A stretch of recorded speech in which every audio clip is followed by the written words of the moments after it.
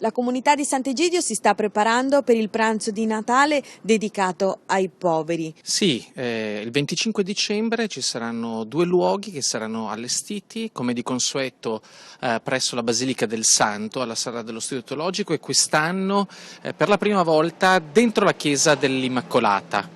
È questo l'appuntamento ormai tradizionale del pranzo di Natale della comunità di Sant'Egidio, con chi è solo, con chi è anziano, con chi il giorno di Natale si trova a non avere una famiglia a conquistare, e la famiglia è quella della comunità. Quest'anno il tema è il Natale della Misericordia.